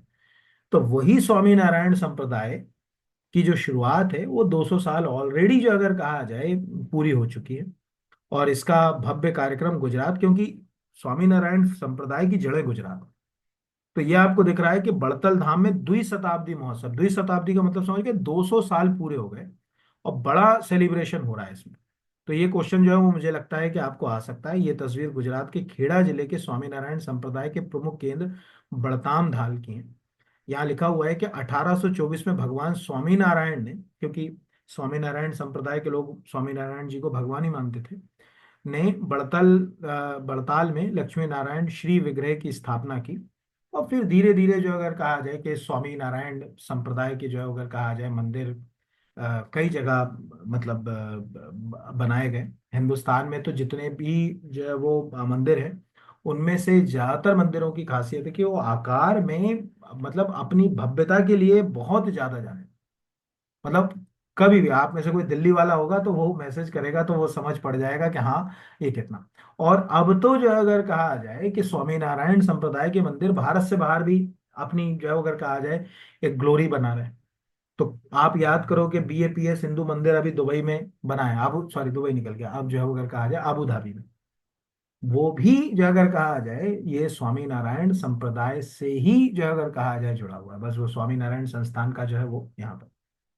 तो इस तरह से हम जो है वो ये कह सकते हैं, मतलब लिंक है ये क्वेश्चन, अगर आप इसको देखोगे तो आपको समझ पड़ेगा कि स्वामीनारायण संप्रदाय भारत के बाहर भी, और आकार का भी आपको देखना है तो BAPS हिंदू टेम्पल टाइप कर लेना, आपको पता चलेगा अरे बाप कितना बड़ा मंदिर जो है वो बना है। प्रधानमंत्री जी भी गए थे, आपको याद है कि काफी वो चर्चा में भी था उसका, जब सेलिब्रेशन BAPS ये मंदिर आबू धाबी ऑटोमेटिकली उसने ले लिया, ये वो मंदिर है। ये अभी करंट अफेयर्स के न्यूज है। ऐसे ही स्वामीनारायण, अगर आप दिल्ली जाओगे तो वहां भी ऐसे ही दिखेगा, अहमदाबाद जाओगे वहां भी ऐसे ही दिखेगा। इस तरह के आपको काफी स्टोरीज भी मिल जाएंगी। जैसे ये अगर कहा जाए ये स्टोरी आपको दिख रही है वहां की, इस कारण ये आपको आने की संभावना है। मुझे लगता है कि क्वेश्चन आपको बन सकता है, कोशिश करा करें कि भारत में जो महत्वपूर्ण जो हिंदू धर्म के जो संप्रदाय हैं उनके प्रमुखों के बारे में, जैसे वल्लभाचार्य संप्रदाय ना, राधा वल्लभ टेम्पल, कभी भी आप वल्लभाचार्य जो संप्रदाय के मंदिरों को देखेंगे उनको राधा वल्लभ मंदिर ही कहा जाता है। वारकरी, कभी आप जो है अगर कहा जाए महाराष्ट्र चले जाइए, ठीक है, तो महाराष्ट्र के अंदर तो इतना मतलब मराठी लोगों के अंदर, पहले तो देख लीजिए तो आपको यहाँ समझ पड़ जाएगा। ये हम वारकरी पर चले गए यहाँ, तो भगवान विट्ठल, ये आपने कई बार जो अगर कहा जाए वैष्णव संप्रदाय था, विट्ठल विट्ठल गाने भी सुने होंगे आपने कई, बहुत बड़ा जो अगर कहा जाए कि सेलिब्रेशन हर साल जो है वो होता है वारकरी संप्रदाय के द्वारा किया जाता है। अब आपको क्या जो अगर कहा जाए प्रश्न आते हैं ऐसे ही जो आते हैं, ठीक है, जैसे अगर कहा जाए ये पंढरपुर के बारे में आपसे पूछ लिया तो आपको दिमाग में चलना चाहिए कि हाँ यार ये इस संप्रदाय से जुड़ा हुआ है, न्यूज में भी रहते हैं ये, और न्यूज में आते ही हैं। तो पंढरपुर, कभी आप पंढरपुर का वीडियो देख लोगे ना तो आपको फील होगा कि लोगों का भाव कितना है, मतलब एक्चुअल जो भाव है वो समझ में आएगा यहाँ पर। तो इस तरह से काफी संप्रदाय हैं और वो याद रखना है। मुझे लगता है कि चारों के बारे में थोड़ा थोड़ा तो मैंने आपको बता ही दिया, वल्लभाचार्य, स्वामी नारायण, अक्षरधाम, ये सब जो है वो आपको याद रखना है। फिर अगले के ऊपर आते हैं। अब ये जो प्रश्न है ना ये बिल्कुल उल्टा पुल्टा प्रश्न है, आप में से ज्यादातर लोगों ने इसको पढ़ा ही नहीं होगा ना, ज्यादातर इस नजरिए से सोचा होगा, पर मैंने जो सोचा मैं वो बताने की कोशिश कर रहा हूँ। स्पेन में निम्नलिखित में से किस प्रकार की राजनीति, अब आप कहोगे ये तो कहीं करंट अफेयर्स में न्यूज में ही नहीं है, क्यों आप जो ने जो ये बीच में जो है डाल दिया कि वहाँ मोनार्ची है, कि रिपब्लिकन सिस्टम है, कि पार्लियामेंट्री कॉन्स्टिट्यूशनल मोनार्ची है यहाँ पर, या डेमोक्रेटिक है। तो पहले तो समझिए कि वहाँ संसदीय राजतंत्रीय गणतंत्रात्मक व्यवस्था है, यानी संवैधानिक राजतंत्र है लेकिन संसदीय परंपरा पर, यानी वहां प्रधानमंत्री भी होगा। और स्पेन के प्रधानमंत्री भी भारत की यात्रा पर भी आए थे। सेम पार्लियामेंट्री कॉन्स्टिट्यूशनल मोनार्ची यानी संसदीय संवैधानिक राजतंत्र ब्रिटेन में भी है। अब आप कहोगे ये क्यों है, तो दुनिया में कई सारे देश हैं, जैसे आप जो है वो ऑस्ट्रेलिया चले जाओ वहां भी यही प्रक्रिया है, ब्रिटेन चले जाओ वहां भी यही प्रक्रिया है। अगर आप इस खबर को पढ़ें तो आपको समझ पड़ेगा। अभी जब स्पेन में बाढ़ आई, बड़ी भयानक बाढ़ थी, स्पेन की बाढ़ के अगर आप फोटो देखोगे तो स्पेन फ्लड टाइप कर लो, आपको लगेगा अरे बाप रे क्या तो बाढ़ थी, स्पेन के इतिहास की सबसे भयावह बाढ़ थी। जब ये बाढ़ आई तो बाढ़ के बाद वहां के लोगों ने, अब यहाँ पर आपको ये BBC की एक न्यूज है, इससे आपको समझ पड़ेगा। स्पेन में बाढ़ प्रभावित बेलेंसिया इलाके का दौरा करने गए किंग फिलिप और उनकी पत्नी क्वीन, ठीक है, लेटिजिया पर लोगों ने कीचड़ फेंका। BBC के मुताबिक वहां लोगों ने उन्हें हत्यारे शर्म करो के नारे भी लगाए। अब यहाँ पर समझ पड़ा कि वहां राजा रानी का, ये बिल्कुल वैसा है जैसे आज अगर भारत में प्रधानमंत्री या राष्ट्रपति कहीं जाए और उनके साथ ऐसा हो तो वो न्यूज कितना लाइमलाइट होगी, कितनी चर्चा में आ जाएगी। किंग फिलिप के साथ स्पेन के प्रधानमंत्री, या प्रधानमंत्री भी दिख रहा है, तो सीधी बात है कि पार्लियामेंट्री सिस्टम तो होगा। तो इस तरह से हमें ये बात समझ पड़ती है कि टेक्निकली जो है अगर कहा जाए कि न्यूज के कई पैरामीटर्स होते हैं। एक यार स्पेन में जो है अगर अब तक की सबसे खराब बाढ़ आई 217 साल, स्पेन की बाढ़ में तो कॉलोनियों में गाड़ियां ऐसी इकट्ठी हो गई कि आप सोच नहीं सकते। जैसे आप ये यहाँ टाइप करें स्पेन फ्लड, तो आपको इतने खतरनाक फोटो देखने को मिलेंगे, ये इमेज पे ये आपको दिख रहे हैं। इन फोटो को देखकर आप एहसास लगा सकते हैं कि एक्चुअल क्या खतरनाक फ्लड, ये ध्यान से देखिए, ये गाड़ियां दिख रही हैं कॉलोनी के अंदर पूरी, यानी कितना भयानक जो है वो पानी आया होगा। ये सब फोटो इस फैन की फ्लड को जो है वो समझाने के लिए कहा। तो काफी मतलब जो है वो, और इसमें गलती मनुष्य की है। तेरा तुझको अर्पण क्या लागे मेरा, हमने जब क्लाइमेट को इतना बदला है तो क्लाइमेट भी बदला, रिवेंज तो लेने लगी ना, प्रकृति अब बदला लेने पर आ चुकी है। और वो ऐसे ही बदला लेगी, आपके एसेट्स को, प्रॉपर्टी को नुकसान पहुंचा पहुंचा के ही आपको जो है अगर कहा जाए खत्म करने की कोशिश करेगी, क्योंकि आपने भी उसको खत्म करने का बीड़ा उठा रखा है तो वो भी बीड़ा उठाए हुए हैं। तो प्रकृति से जितना प्रेम करेंगे उतनी इस समस्या से बचेंगे। तो ये जो न्यूज है ये न्यूज इसी से लिंक हो रही है।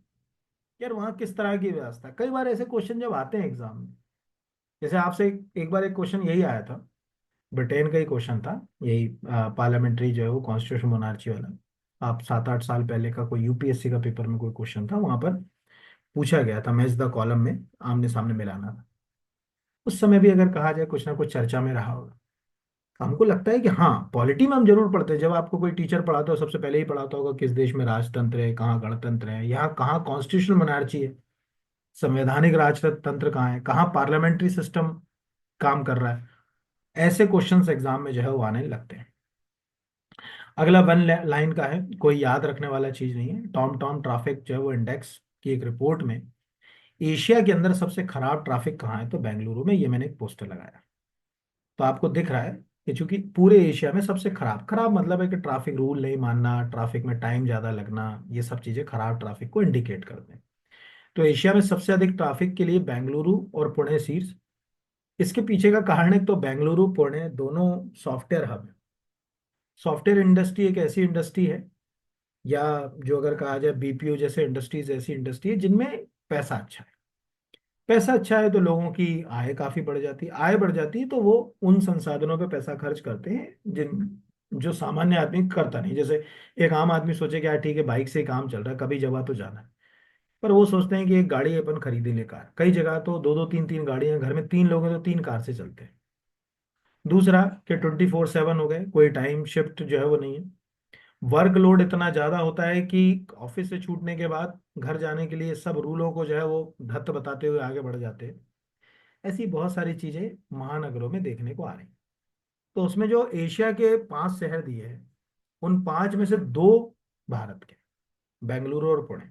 बाकी एक फिलीपींस, एक ताइवान और एक जापान का शहर है। तो वही इसीलिए मैंने ये वाला क्वेश्चन लिया कि कई बार ऐसे क्वेश्चन पूछ लेते हैं, आ सकता है। ठीक है, फिर विनबैक्स 2024 किस देश का युद्ध अभ्यास है? ये वन लाइन फैक्ट है। मैंने आपको पहले भी, इसके पहले जो अभी सीरीज में हम लोग पढ़ रहे हैं, हर वीक कोई ना कोई एक मिलिट्री एक्सरसाइज, नेवल एक्सरसाइज हम लोग पढ़ते हैं। तो मैंने आपको बोला कि कॉपी जहां करंट अफेयर्स की, उसमें एक अलग से 4-5 पेज अलग से बनाइए डिफेंस सेक्टर। ठीक है, जैसे अगर पिछले हफ्ते अगर आपकी स्पेन के साथ डील साइन हुई, तो आपको पता होना चाहिए कि स्पेन का एयरक्राफ्ट है कि एयरबस कहाँ की कंपनी है। ठीक है, जैसे ये आपको मिलिट्री एक्सरसाइज दिख रही, तो आपको ये पता होना चाहिए कि विनवेक्स जो है अगर कहा जाए वियतनाम और इंडिया के बीच। क्योंकि कई बार क्या करते हैं वो ऐसा गुमराह करते हैं जो मैंने किया, वेनेजुएला दे दिया, वियतनाम दे दिया और वानुआतू दे दिया। अब वहां कंफ्यूज हो जाता बच्चा, वी से इनमें से कौन सा वी है? वानुतानु भी एक देश है, छोटा देश।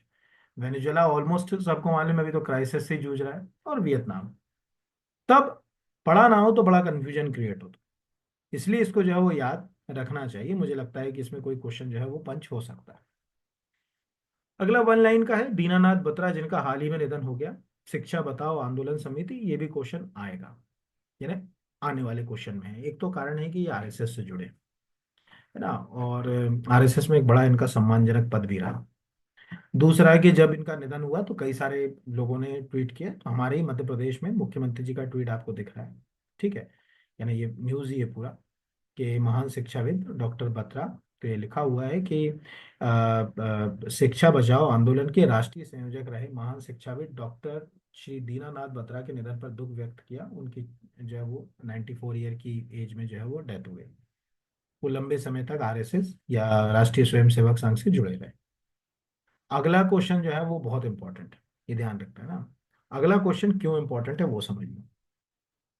सिविल सेवाओं में महिलाओं को 35%, ये याद रखना, जो भी आप में से व्यापम को तैयारी कर रहे हैं ना, महिला सुपरवाइजर, वो क्वेश्चन तो फिक्स है कि आप कॉपी में लिख लो, आएगा, ऐसा एक शब्द लिख लो, आएगा तो आएगा। पीएससी में जरूर इतनी डेट अंदर तक नहीं जाता, लेकिन व्यापम वालों को बड़ा मजा आता है ऐसे क्वेश्चन पूछने में। आप उठा के देखो व्यापम की वेबसाइट के ऊपर जाके, अब वो तो हम तो व्यापम ही याद रहता है तो व्यापम शब्द इस्तेमाल करते हैं उसके लिए। सिविल सेवाओं में ये तो सबको मालूम है कि यार 33% से बढ़ाकर 35 कर दिया। और ये आज का ऑर्डर नहीं है, ये एग्जैक्टली पिछले साल का ऑर्डर है, 2023 का, और श्री शिवराज सिंह चौहान के समय का ऑर्डर है। बट टेक्निकली ये जो है अगर कहा जाए कि रूल तो आ गया था, लेकिन इसको हम लागू नहीं कर पाए, अभी कैबिनेट ने इसको डिसीजन लिया। तो अगर आप ध्यान से देखें, मैं आपको एक छोटी सी चीज दिखाता हूँ, सभी के काम की भी है। जब हम जनसंपर्क की वेबसाइट पर जाते हैं, तो जनसंपर्क की वेबसाइट, ये जो आपको एक सेकेंड ये दिखा है, तो ये जो मंत्री परिषद के निर्णय लिखा आता है, रोज मंत्रिपरिषद के निर्णय नहीं आते। ये देखिए 5 नवंबर का निर्णय है, इसके पहले 22 अक्टूबर का, फिर 5 अक्टूबर का, 24 सितंबर का, 10 सितंबर का। ऐसे अगर हम कुछ निर्णय देखें तो ये निर्णय अभी 2024 के कुछ 20-25 निर्णय ही लिए हैं। इसमें हमको जो अगर कहा जाए दिख रहा है कि 5 नवंबर को जो डिसीजन आया, वो डिसीजन में बकायदा जनसंपर्क ये लिख रहा है कि अब जो है वो जो पुराना ऑर्डर था कि जो 3 अक्टूबर को अनुसमर्थन हुआ था, उसी को अब हमने फाइनली जो है वो कह दिया है कि अब रहेगा। यानी अब जो पीएससी की नोटिफिकेशन आएगी उसमें टोटल जो पोस्ट होंगी उनमें 35% पोस्टें महिलाओं के लिए अलग अलग कैटेगरी वाइज जो है वो रिजर्व रखी जाएंगी। ऐसे जो है वो निर्णय एग्जाम में आते हैं, ऐसे क्वेश्चन भी एग्जाम में जो है अगर कहा जाए आते हैं। ये ध्यान रखिएगा। और भी निर्णय हैं, बाकी तो हमारे कोई ज्यादा काम के नहीं है, लेकिन ये वन लाइन में, क्योंकि ज्यादातर लोगों ने ये तो पढ़ लिया लेकिन ये 5 नवंबर जो है वो पढ़ना भूल गए, और अब प्रश्न पूछ लेगा तो क्या करोगे, तो मैंने इसलिए इसका ये भी लगाया। अगला क्वेश्चन भी इंपॉर्टेंट की डेफिनेशन है। पारंपरिक कारीगरों का उत्थान आजीविका। जो ट्रेडिशनल कारीगर हैं, जैसे कोई घुमंतु जाति है, अर्ध घुमंतु जाति है, अदर बैकवर्ड क्लास है, इनके कुछ ऐसे अगर कहा जाए शिल्प विधाएं हैं जो धीरे धीरे क्या हो रही हैं, खत्म हो रही हैं। अगर हम इनको एक ई कॉमर्स मार्केट से जोड़ दें तो शायद हम इनको जीवित भी रख पाएंगे और इन्हें मुख्य धारा में ला पाएंगे और इनकी जो आजीविका है उसको बढ़ा पाएंगे। इसके लिए अभी जो अगर कहा जाए कि ट्यूलिप ब्रांड की जो है वो शुरुआत हुई, तो आपके सामने मैंने यहाँ पर दो स्क्रीन पे लगाए। एक तो ट्यूलिप आपको दिख रहा होगा, ये पहले तो आप ध्यान से समझेंगे तो आपको समझ पड़ेगा कि अनुसूचित जाति, पिछड़ा वर्ग, विमुक्त, घुमंतु, अर्ध घुमंतु जनजाति, सफाई मित्र शिल्पकारों द्वारा निर्मित पारंपरिक ट्रेडिशनल, वर्तमान के हिसाब से नहीं, ट्रेडिशनल उत्पादों को कैसे हम अगर कहा जाए एक मार्केट प्रदान करें, तो इसके लिए जो अगर कहा जाए ट्यूलिप ब्रांड, ऐसे बहुत सारे ब्रांड हैं। जैसे आपने कबीरा, अगर आप यहाँ पर देखें, एक ब्रांड है वो, हालांकि सरकार ने उसके ऊपर ज्यादा काम नहीं किया, इसीलिए वो ब्रांड जो अगर कहा जाए मतलब चर्चा में जो है वो नहीं आ पाया। यहाँ हम ऐसे सिंपल टाइप कर लें ये, एक सेकंड, ये तो कबीरा सॉन्ग आ गया। कबीरा ब्रांड मध्य प्रदेश, एक सिंपल से आपको समझ पड़ेगा। ये हम चले गए, ठीक है, ये आपको दिख रहा है कबीरा बाय खादी, कबीरा। यहाँ पर अमेजोन के ऊपर ही, यहाँ से अमेजोन की वेबसाइट पर भी जाके हम लोग देख सकते हैं, ये लिखा हुआ है कबीरा। ये लिखा हुआ कबीरा मध्य प्रदेश गवर्नमेंट, ठीक है, एंटिटी, यहाँ पर कि मध्य प्रदेश सरकार का खुद का जो है वो ब्रांड है। और इस ब्रांड का जो है कपड़ा यहाँ पर बिक रहा है। इससे फायदा क्या हुआ, इससे फायदा ये हुआ कि हम हमारे जो हैंडीक्राफ्ट इंडस्ट्री है उसको मेन उससे जोड़ पा रहे हैं। ये मध्य प्रदेश सरकार ने खुद जो है वो ये खुद का ये ब्रांड, ये यहाँ पर करके ना लिखा हुआ है कि अमेजोन पर मध्य प्रदेश खादी ग्रामोद्योग बोर्ड के कबीरा खादी ब्रांड। सेम कहानी वो ट्यूलिप ब्रांड की रहेगी, है ना। ये किसका ब्रांड है आपको समझ पड़ गया। ऐसे और भी ब्रांड्स हैं, कभी मैं धीरे धीरे अलग अलग लेक्चर्स में बताता रहूंगा आपको। यहाँ पर अपन ट्यूलिप पर चले, तो अभी आपको दिख रहा है कि शिल्प समागम जो मेला है, ये अभी जो चालू हुआ, इस शिल्प समागम मेले में ही ट्यूलिप, ट्यूलिप एग्जैक्टली फूल होता है, लेकिन यहाँ पर ये ट्यूलिप का पूरा मतलब है ट्रेडिशनल आर्टिस्टियन, ठीक है, अपलिफ्टेड लाइवलीहुड प्रोग्राम, ये है ट्यूलिप। और कभी आपको ट्यूलिप देखना हो तो आप कश्मीर वैली जाइए, वहाँ के ट्यूलिप गार्डन पूरे हिंदुस्तान में फेमस है। इसी जमाने में तो यश चोपड़ा की फिल्में, वो ट्यूलिप गार्डन के गानों से उनकी फिल्में हिट हो जाती थी ना, देखा एक ख्वाब तो ये सिलसिले हुए, ठीक है, फूल भी हो दरमियान तो फासले, वैसा कुछ है वो गाना। वो सब ट्यूलिप गार्डन्स में शूटिंग हुई, अमिताभ रेखा वाले गानों की, और भी बाकी जो है अगर कहा जाए। हाँ, तो ये वो ट्यूलिप नहीं है कि ट्यूलिप फ्लावर वाला ट्यूलिप समझ रहे हो, ट्यूलिप का मीनिंग। और ये हमारे लिए क्यों काम का है, अगर आप नॉर्मली किसी भी एग्जाम, यूपीएससी को तैयारी कर रहे हैं वहां भी काम का है, एसएससी, सीडीएस, किसी भी एग्जाम में ये पूछ सकता है। एमपी के रिस्पेक्ट में क्यों काम का है, आपको फोटो बता रहा है कि क्यों काम का है, याद करो, थोड़ा सा समझ ही जाओगे, मैं इतना तो इंडिकेट कर ही दे रहा हूँ। आपके सिलेबस में विमुक्त घुमंतु अर्ध घुमंतु जनजाति टॉपिक है, यूनिट नंबर 10 में बकायदा पूरे जो है वो कीवर्ड के साथ टॉपिक लिखा। अब यहां अगर हम अपग्रेड नहीं, तो हमारा दिमाग ही नहीं चलेगा, अच्छा विमुक्त घुमंतु अर्ध घुमंतु के लिए चाहिए ट्यूलिप ब्रांड का संबंध इनसे, अब वहां आ गया, अरे यार ये तो सुने नहीं, और वो ट्यूलिप से लिंक भी नहीं कर पाओगे। मतलब अगर पढ़ा नहीं तो वो दिमाग भी नहीं चलता कि ट्यूलिप से जो अगर कहा जाए लिंक कर दें या क्वेश्चन को समझ जाए। तो ये बेसिक सा है। अगला है, ये भी मोस्ट, ये वाला क्वेश्चन यूपीएससी के लिए और एमपीपीएससी दोनों के लिए मोस्ट आईएमपी क्वेश्चन की जो है वो डेफिनेशन में है। भारत सरकार द्वारा राष्ट्रीय जैव विविधता रणनीति और कार्य योजना में कुनमिंग मॉन्ट्रियल वैश्विक जैव विविधता फ्रेमवर्क, पहले तो आपको ये प्रश्न यहाँ पर पहला बन गया कि कुनमिंग मॉन्ट्रियल जो है वो फ्रेमवर्क का संबंध किससे, बायोडाइवर्सिटी। खाली अगर आप मॉन्ट्रियल जो है अगर कहा जाए प्रोटोकॉल पढ़ते तो वो ओजोन डिप्लेशन से जो 1989 में लागू हुआ था। में जो अभी एग्जैक्टली कोलंबिया में ये कॉन्फ्रेंस हुआ कोप 16 का अभी, ठीक है, अभी पिछले हफ्ते तक ये कॉन्फ्रेंस जो है वो कोलंबिया में चली, नवंबर में। इस कॉन्फ्रेंस में भारत ने भी पार्टिसिपेट किया और भारत को लगा कि वास्तव में हमको इसके ऊपर काम करना चाहिए। तो ये जो कुम कुम जो कुन सॉरी कुनमिंग जो मॉन्ट्रियल जो फ्रेमवर्क है, इसमें क्या करा है इन्होंने, इन्होंने इसमें 23 टारगेट और 4 गोल सेट किए हैं क्लाइमेट को बचाने के, 2030 और 2050 के लिए। ये क्वेश्चन भी याद रखना, ये सस्टेनेबल डेवलपमेंट गोल से अलग है। एक तो सस्टेनेबल डेवलपमेंट गोल यानी जो सतत विकास लक्ष्य जो आप पढ़ते हो, उसके 17 गोल में भी 3 सीधे एनवायरमेंट्स यहाँ पर। और इसमें भी अगर आप यहाँ पर आप ये देखोगे तो इसके अंदर भी गोल हैं 4 और टारगेट जो है वो है 23, 2030 और 2050 के प्रोस्पेक्ट में। इसके अंदर कोई पूछेगा कब के लिए, तो ये यहाँ पर, तो ये मैं आपको पढ़ के भी सुना दे रहा हूँ, ऐसे क्वेश्चन बहुत आने लगे हैं आजकल। तो ये आप यहाँ पढ़ पा रहे हो, ये लिखा हुआ है यहाँ पर, ये यहाँ से।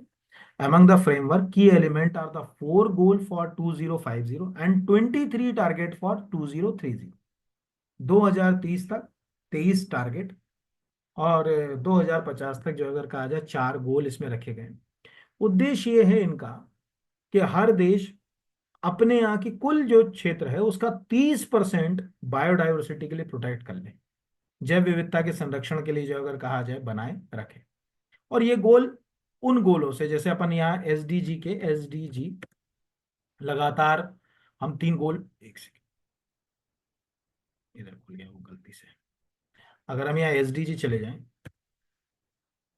एक सेकेंड, ये हम सिंपल टाइप करें तो ये एसडीजी के जो 17 गोल हैं, इन गोल्स में भी यहाँ पर ये देखिए, जब आप नीचे जाओगे ये यहाँ से, ये आपको पढ़ना 13, 14, 15। 13 क्लाइमेट एक्शन है, 14 पानी के अंदर का जीवन है यानी लाइफ ब्लो वाटर, और भूमि पर जीवन जो है अगर कहा जाए 3, कोई पूछेगा 13, 14, 15, ये लगातार 13, 14, 15 एनवायरमेंट क्लाइमेट बायोडाइवर्सिटी से रिलेटेड। यहाँ 3 है, वहाँ जो है वो 4 है, वो अलग है ये अलग है, ये क्लैश हो जाते हैं क्वेश्चन एग्जाम में, कंफ्यूजन इतना क्रिएट कर देते हैं, बच्चा सस्टेनेबल डेवलपमेंट गोल पढ़ के जाता है और एग्जाम वाला जो अगर कहा जाए कि ये फ्रेमवर्क वाला पूछ लेता है। तो इस फ्रेमवर्क को भारत ने कहा कि भाई अपग्रेड किया, टारगेट किया कि हम भी जो अगर कहा जाए अपने प्राकृतिक क्षेत्रों यानी जो हमारी जो बायोडाइवर्सिटी और इससे रिलेटेड जो नेचुरल एरिया है उसको बढ़ाएंगे, उस पर काम करेंगे। ऐसे भी आपको याद होगा कि भारत सरकार ने 2008 में नेशनल एक्शन प्लान लेकर आई थी, कभी आपने जो देखा होगा उसमें 8 अलग अलग चीजें थी, वो भी बहुत बहुत ही आईएमपी इतना एग्जाम में आता है कि जो है वो सोच नहीं सकते। उस पे तो ऑलरेडी हम काम कर रहे हैं, वो तो मैं बता ही दूंगा। ये तो जो आपको बकायदा ये टाइम्स ऑफ इंडिया का आर्टिकल है, ये बता रहा है कि India has launch its updated biodiversity action plan with a goal to protect at least 30% of its territorial inland water and coastal and marine area by 2030। यानी साफ समझ गए कि भारत ने कह दिया है कि 2030 तक हम हमारे 30% भौगोलिक क्षेत्र को बिल्कुल प्रोटेक्ट करेंगे बायोडाइवर्सिटी के लिए, प्लांट एनिमल किंगडम को बचाए रखने के लिए। ठीक है, इस कुनमिंग मॉन्ट्रियल जो है वो फ्रेमवर्क 2022 के प्रावधानों के अनुरूप। और ऐसा नहीं कि हम आज से जो है अगर कहा जाए कि काम कर रहे हैं, हम पहले से काम कर रहे हैं। जैसे ये आप टाइप करिए नेशनल एक्शन प्लान पीआईबी,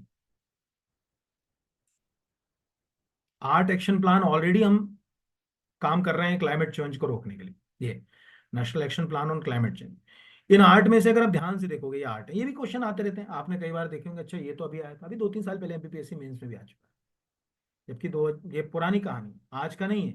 ये आपको दिख रहा होगा, ये तो अभी का प्रेस रिलीज है, लेकिन सरकार ने डिसीजन लिया था 2007 में, 2008 से ये लागू हो गया। ये लिखा हुआ है the national action plan on climate change. ठीक है, जो अगर कहा जाए ये 30 जून 2008 का प्रे जो है वो है। इन आर्ट में भी ध्यान से देखो, यहाँ पर आपको दिख रहा है climate change, sustainable agriculture, sustainable जो अगर कहा जाए हिमालयन इकोसिस्टम, ये क्या बता रहा है? बता रहा है कि क्लाइमेट के लिए हम काम तो कर रहे हैं पर उतना अच्छा नहीं कर रहे हैं, अब हमको और जो है वो बेहतर तरीके से करना है। अब होता क्या है वो देखने वाली बात है। अगला वन लाइन फैक्ट का है। देखो, एक है विस्तार वाले जो अभी मैंने बता दिए। अभी जैसे आपको तीन चार चीजें क्या क्लियर हो गई। मॉन्ट्रियल प्रोटोकॉल कहाँ, कनाडा काय से संबंधित है, ओजोन डिप्लेशन। ठीक है, दूसरा अगर कहा जाए नागोया प्रोटोकॉल, बायोडायवर्सिटी को प्रोटेक्ट करने के लिए अब तक का सबसे प्रसिद्ध प्रोटोकॉल। दूसरा कुनमिंग जो है वो फ्रेमवर्क बायोडायवर्सिटी के लिए। Number of total goal 4, targets 23। Targets कब तक के लिए हैं और गोल कब तक के लिए वो अभी अपन ने देखा। भारत ने कब जो है वो नेशनल एक्शन प्लान लाया तो 2008 में। कितने हैं? 8 हैं यहाँ पर। तो ये क्वेश्चन जो है वो अपने लिए काम का है। वर्ल्ड ट्रेवल मार्केट का आयोजन, वन लाइन अगर आप कहीं लिख के रखना चाहते हो लंदन तो लिख लो, बाकी बहुत ज़्यादा इंपॉर्टेंट नहीं है। वन लाइन फैक्ट वाले आप जैसे एग्जाम के पहले याद करोगे तो उसमें आएगा। अगला मोस्ट इंपॉर्टेंट, विश्व की सबसे मूल्यवान कंपनी एनवीडिया। हम लोग जब बड़ी कंपनियों का नाम सुनते हैं तो हमारे दिमाग में जब वैल्यूएबल कंपनीज की बात होती है, यानी मार्केट और कैपिटल से जब हम देखते हैं, तो हमारे लिए एप्पल ही नाम सबसे ज्यादा आता है। तो पहले तो मैं दिखा दूं कि ये आपको दिख रहा होगा 7 तारीख का प्रेस रिलीज। यहाँ दिख रहा है कि एनवीडिया अब सबसे बड़ी कंपनी, एप्पल को पछाड़ा। एनवीडिया मार्केट कैप के लिहाज से दुनिया की सबसे बड़ी कंपनी है। बुधवार को सबसे बड़ी एआई चिप कंपनी का मार्केट कैप 291.8 लाख करोड़ हो गया, जो एप्पल के 285 से काफी ज्यादा है। ठीक है, यानी अगर कहा जाए कि 6 लाख करोड़ ज्यादा है वो उससे, एप्पल से। अब एनवीडिया करती क्या है? एनवीडिया एग्जैक्टली चिप सेट्स वगैरह के ऊपर काम करती है। जैसे लिखा ना कि एआई चिप सेट। एनवीडिया को पहचान मिली अपने ग्राफिक प्रोसेसिंग यूनिट से। इस क्लास में कोई भी बच्चा ऐसा होगा जिनके पास कोई मोबाइल होगा गेमिंग, या कोई कंप्यूटर जो अगर कहा जाए ऐसा होगा जिसमें गेमिंग हो, या आजकल अगर ये मैं जिस कंप्यूटर के पढ़ा रहा हूँ इसमें भी ग्राफिक प्रोसेसिंग यूनिट डली हुई है। आप अभी मैं आपको यहीं दिखा दूंगा कि कहाँ डली हुई है। ये जो जीपीयू है, जो आज मोबाइल की नब्ज है, एक तो होता है सीपीयू, सेंट्रल प्रोसेसिंग यूनिट।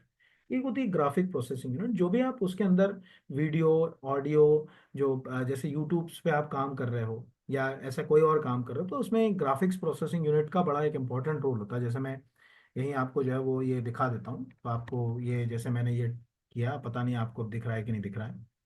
यहाँ पर ये मैं चला गया परफॉर्मेंस के ऊपर। तो ये आप, ये जो मेरा कंप्यूटर का जो परफॉर्मेंस है, एक सेकेंड, इसमें मैं अगर आप जाऊँ यहाँ पर, ये तो ये मेरे कंप्यूटर में देखिए यहाँ पर सीपीयू दिख रहा है और नीचे जीपीयू दिख रहा है। ये यहाँ पर लिखा है इंटेल जो जीपीयू, जो जीपीयू ये है सीपीयू। अभी जीपीयू का कोई काम ही नहीं हो रहा है, तो ये यहाँ पर अगर कहा जाए बेसिक सी बात निकल कर आ रही है। हमें ये बात समझ पड़ती है। और तो एक तो आप थोड़ा सा ग्राफिक्स प्रोसेसिंग यूनिट ऐसे भी कंप्यूटर वाले टॉपिक के लिए इनकी फुल फॉर्म पता होना चाहिए। इनमें से क्या है, कैसे जो है वो किसके ऊपर काम हो रहा है, ये क्वेश्चन जो है वो पंच हो सकते हैं। तो ये मैंने एक आर्टिकल कहीं मुझे मिला था इसी की वेबसाइट के ऊपर, किसी का ब्लॉग था कि game changer, how the world first GPU labelled up the gaming, जो अगर कहा जाए दुनिया में पहला जीपीयू, ठीक है, अगर कहा जाए एनवीडिया ने बनाया। और सोचो कि उस जीपीयू को बना के एनवीडिया आज दुनिया की सबसे बड़ी कंपनी बन गई। इस समय दुनिया की सबसे बड़ी कंपनी, तो हमें पता होना चाहिए कि सबसे बड़ी कंपनी जो है वो क्या है।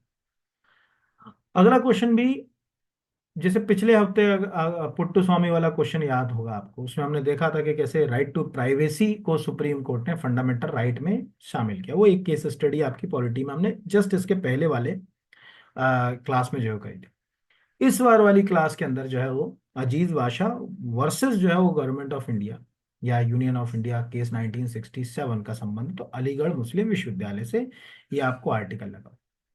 एक्चुअली अलीगढ़ मुस्लिम विश्वविद्यालय में ये कहा गया है कि भाई ये मुस्लिमों के द्वारा स्थापित किया गया है, इसलिए इसको पूरा रिजर्व करना चाहिए माइनॉरिटीज के लिए। सुप्रीम कोर्ट ने अभी देख रहा होगा ना, संविधान की पीठ ने 4-3 से, मतलब इसमें बड़ा कॉन्फ्लिक्ट रहा होगा जजों के बीच में, 4-3 से डिसीजन में कहा कि नहीं, ये अल्पसंख्यक दर्जा कैसे दे सकते हैं? ना तो उसको मैनेज जो अगर कहा जाए माइनॉरिटी कर रही है, ना उसकी फंडिंग पूरी माइनॉरिटी से आ रही है, उसके रूल्स एंड रेगुलेशन माइनॉरिटी नहीं बना रही, तो फिर हम उसको माइनॉरिटी कैसे माने? तो अब ये न्यूज में अगर आप इसको पढ़ेंगे भी तो कहीं आप, हालांकि आपको बिल्कुल साफ नहीं दिख रहा होगा, पर ये न्यूज तो लिखा अलीगढ़ मुस्लिम विश्वविद्यालय पर अब फैसला 3 जजों की बेंच करेगी। ये आपको यहाँ पर दिख रहा है। तो अल्पसंख्यक दर्जे पर 57 साल पुराना जो है वो फैसला पलटा। अब जब ये पुराना फैसला पलटा तो वो केस आ गया कि जिस केस से ये जो है वो जुड़ा हुआ है पुराने से। तो ये जो है वो मुझे लगता है कि कुछ इस पे क्वेश्चन जो है वो आपको बन सकता है। अब वो क्या क्वेश्चन बनेगा वो देखने वाली जो है वो बात है। अगला क्वेश्चन भी वन लाइन का। इस क्लास में कोई ऐसा नहीं होगा जिसने डोनाल्ड ट्रंप का इलेक्शन अमेरिका में जो है वो अगर कहा जाए कि आप डोनाल्ड ट्रंप किस पार्टी से हैं, डोनाल्ड ट्रंप अमेरिका में इनडायरेक्ट मैनर से कैसे प्रोपोर्शनल वोटिंग सिस्टम से इलेक्शन होते हैं। मैंने सोचा कि इसको मैं क्या करूंगा पढ़ा के, यूट्यूब पे तो बाहर लगी हुई। तो मुझे इसमें से एक क्वेश्चन जो लगा कि एक क्वेश्चन अगर आ गया तो क्या करो। आपने जब डोनाल्ड ट्रंप के पता चला कि यार डोनाल्ड ट्रंप अब अमेरिका के राष्ट्रपति बनने वाले हैं, यानी 20 जनवरी को वो राष्ट्रपति पद की शपथ लेंगे, तो पेपरों में जो हेडिंग बताई वो यही हेडिंग बताई जो नीचे मैंने लगाई है यहाँ पर। ये जो अगर कहा जाए जैसे लिखा हुआ ना कि 131 साल बाद अमेरिका के इतिहास में ऐसा हुआ कि कोई एक राष्ट्रपति चुनाव जीतता है, फिर हारता है और फिर चुनाव जीतता है रेंडमली, एक के बाद एक दो, जब अगर कहा जाए टर्म के लिए वो राष्ट्रपति नहीं रहता लगातार, ये ऐसा करने वाले दूसरे व्यक्ति बन गए। तब ये क्वेश्चन जब मैंने पढ़ा, ये दो अलग अलग न्यूज हैं, दो अलग अलग मैंने आर्टिकल्स लगाए, एक टीवी 9 का लगा दिया, एक जो अगर कहा जाए एनबीटी का लगा दिया। दोनों में ध्यान से देखना, अब ये 131 32 इसे याद रखना। इन दोनों में आपको दिख रहा है कि 131 साल बाद अमेरिका की सत्ता पे काबिज हुए का रिकॉर्ड बनाया। वो जगह अगर कहा जाए ग्रोवर, ठीक है, क्लीवलैंड, इनका पहला टर्म था 1885 से 1889, और दूसरा जो था 1893 से 1897, यानी बीच का एक टर्म जो है वो 1899 से 1894 के बीच का जो टर्म था वो खाली था। तो हो सकता है कि आपसे यही पूछ ले कि जो है वो ग्रोवर जो है वो क्लीवलैंड किस देश के राष्ट्रपति थे। अब वहां किस देश अब वहां दिमाग खराब हो गया, ये क्वेश्चन क्या, और जब एग्जाम से निकल कर आया तब याद आया, और किसी ने फिर तो मालूम है, मैंने हमेशा देखा कि जो सबसे बड़ा ज्ञान आपको मिलेगा ना वो एग्जाम के बाद मिलता है टीचरों का, सबका, चाहे वो मैं हूं चाहे कोई हो। अरे ये क्वेश्चन तो यहाँ से आया आप नहीं कर पाए, ये क्वेश्चन तो कितना सरल पूछ लिया, ये तो कुछ भी नहीं था, पेपर बच्चों जैसा सेट कर दिया। उसके बाद भी जब रिजल्ट आता है तो पता चलता है कि वो कितना बच्चों जैसा सेट किया। ठीक है, मतलब अपन बोल तो खूब रहते हैं उछल कूद में, अरे ये तो मैंने ही पढ़ाया था, ये तो मैं ही करा हुआ हूँ, देखो इतना सरल भी नहीं बना, मैं भी कहता हूँ ये मेरी फलानी फाइल से आया, फलाने से आया। तो व्यवहारिक पक्ष में हम कितना कर पाए वो एग्जाम हॉल ही बताता है।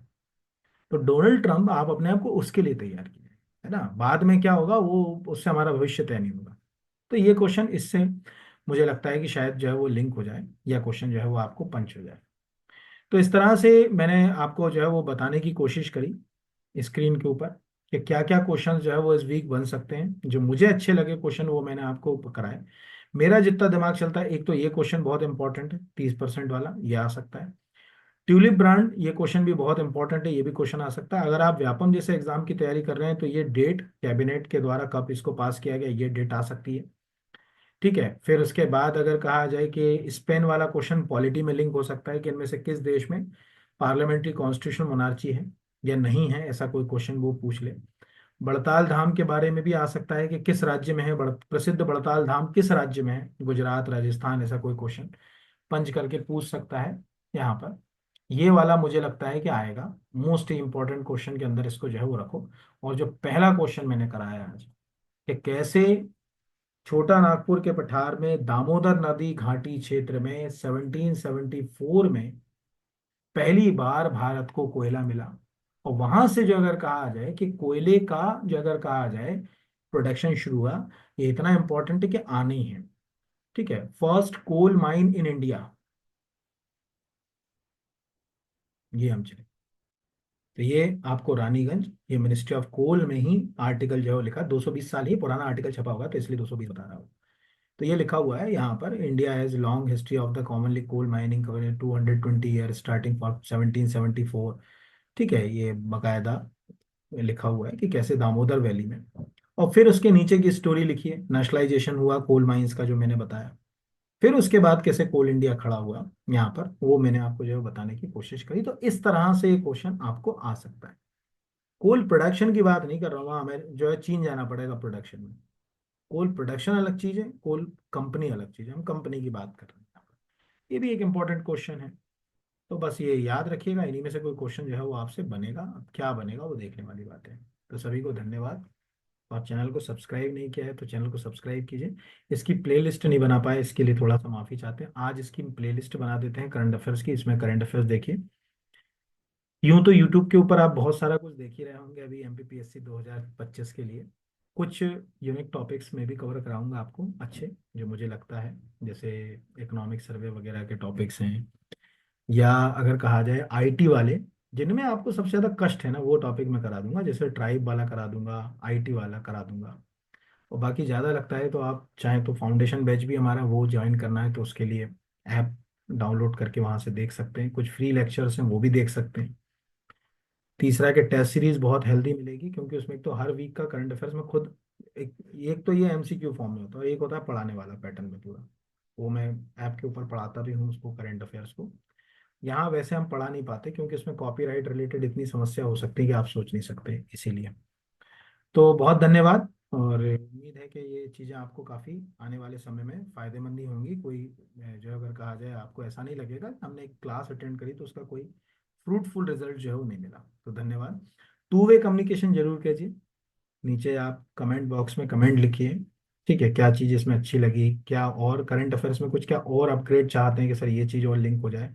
बता तो मैं रहा ही हूँ कि कहाँ से पढ़ा रहा हूँ, कहाँ से आ रहा है, किस पीआईबी किन वेबसाइट को फॉलो करना है, वो भी मैं बताता जाता हूँ। और भी कुछ लगता है तो आप कमेंट्स कर सकते हैं। धन्यवाद आप सभी को, चलिए।